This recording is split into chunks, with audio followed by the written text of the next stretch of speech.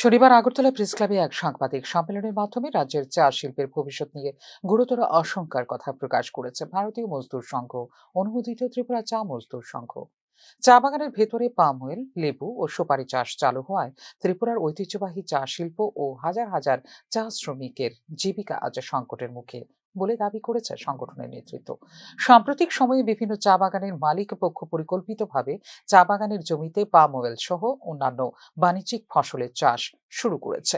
এই প্রবণতা চা শিল্পের মৌলিক কাঠামোর সম্পূর্ণ বিপরীত। চা গাছের স্বাভাবিক বৃদ্ধি ও উৎপাদনের জন্য নির্দিষ্ট মাত্রায় সূর্যালোক, আর্দ্রতা এবং মাটির পুষ্টির প্রয়োজন হলেও পাম অয়েল, লেবু ও সুপারি গাছ আকারে বড় হওয়ায় অতিরিক্ত ছায়া সৃষ্টি করে এবং মাটির অধিকাংশ পুষ্টি শোষণ করে নেয়। এর সরাসরি প্রভাব পড়ছে চা গাছের উৎপাদন ক্ষমতা ও চা পাতার গুণমানের উপর বলে জানিয়েছেন সংগঠনের নেতৃত্ব। এই পাম অয়েল, রবার শিল্পের মতো আপনারা যে সমাজকে আমাদের যে পরিবেশ, এটা পরিবেশ দূষণকারী একটি বৃক্ষ, সেটা আগামী দিনে এটা যদি করা হয় ত্রিপুরার যে পরিবেশ এবং যে বাতাবরণ সেটা নষ্ট হবে, গুলণ্ঠিত হবে। এবং চা বাগানের যে বাগানগুলি এখানে ধ্বংস করা হচ্ছে, এই চা বাগানের চা অত গুণগত দিক দিয়ে অনেক উন্নত।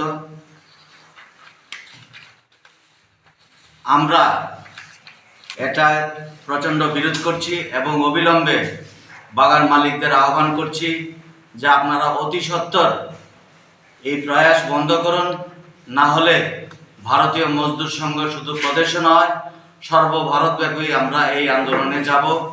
এবং প্রয়োজনে ওনারা যদি আমাদের কথাকে তোয়াক্কা না করে নিজের খেয়াল খুশি মতো যদি কোনো কিছু করেন এবং এই শিল্পকে নষ্ট করার জন্য প্রয়াস করেন, তাহলে আজকের এই প্রেস মিটের মধ্যে থেকে আমরা বার্তা দিতে চাই, অচিরে ত্রিপুরা রাজ্যে একটা ভয়াবহ আন্দোলন তৈরি হবে।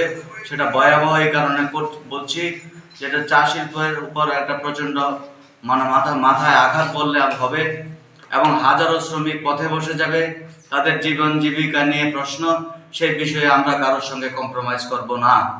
এবং প্রয়োজনে আমরা আগামী কিছুদিনের মধ্যে তাদের সময় দেব। আগামী 15 দিনের সময় দিয়ে তারা যদি সেই শিল্পগুলিকে ধ্বংস করার প্রয়াস থেকে বিরত না হন, আমরা হাইকোর্টে মামলায় যাব এবং অচিরেই আমরা সারা ত্রিপুরা রাজ্যব্যাপী একটা গণ আন্দোলন গড়ে তুলব। চা পাতার গুণমান কমে গেলে বাজারে ত্রিপুরার চা শিল্পের প্রতিযোগিতামূলক অবস্থান দুর্বল হয়ে পড়বে। এর ফলশ্রুতিতে চা বাগানের আর্থিক লাভ কমবে এবং শ্রমিক ছাঁটাই, কাজের দিন হ্রাস কিংবা মজুরি অনিশ্চয়তার মতো সমস্যার সৃষ্টি হতে পারে।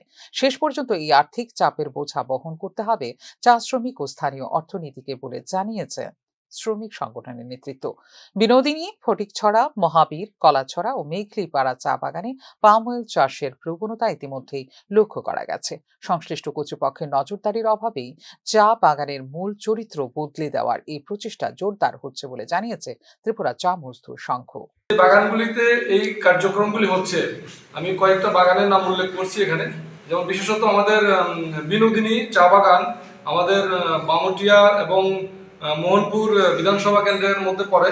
বিনোদিনী চা বাগান, ওইখানে বিশেষত বেশিরভাগ মানে হিউজ পরিমাণে পাম অয়েল চাষ করছে। আমাদের টি ইন্ডাস্ট্রিকে ধ্বংস করার জন্য সেই পরিকল্পিতভাবে কাজগুলি করছে। পাশাপাশি আমাদের ফটিকছড়া চা বাগান, মহাবীর চা বাগান, সেটা আমাদের ধলাই ডিস্ট্রিক্টের, রামদুল্লপুর চা বাগান ধলাই ডিস্ট্রিক্টের, কালাছড়া চা বাগান মোহনপুর আমাদের বিধানসভা কেন্দ্রে, এবং এগুলিতে পাম অয়েলের চাষ করছে। পাশাপাশি আমাদের যে মেঘলিপাড়া চা বাগান আমাদের খয়েরপুর বিধানসভা কেন্দ্রের মধ্যে পড়ে, সেখানে আমরা দেখতে পাচ্ছি সেখানে লেবু চাষ, সুপারি, নারিকেল এগুলি চাষ করছে। চা বাগানের জমি মূলত চা চাষের জন্যই নির্ধারিত এবং সেখানে ভিন্ন ফসলের চাষ আইন ও শ্রমিক স্বার্থের পরিপন্থী। এই বিষয়ে অবিলম্বে সরকারি হস্তক্ষেপ, নীতিগত স্পষ্টতা এবং চা শ্রমিকদের ভবিষ্যৎ সুরক্ষার দাবি জানিয়েছে চা মজদুর সংঘ। চা বাগানে পাম অয়েল ও অন্যান্য ফসল চাষের এই প্রবণতা যদি রুখে না দেওয়া হয়, তবে তা শুধু একটি শিল্পের ক্ষতিই নয়, বরং ত্রিপুরার চা শ্রমিক সমাজের সামাজিক ও অর্থনৈতিক পরিকাঠামোকেই ভেঙে দেওয়ার আশঙ্কা তৈরি করবে, এমনটাই মনে করছেন চা শ্রমিক সংগঠন। ফিউরো রিপোর্ট, নিউজ নাও।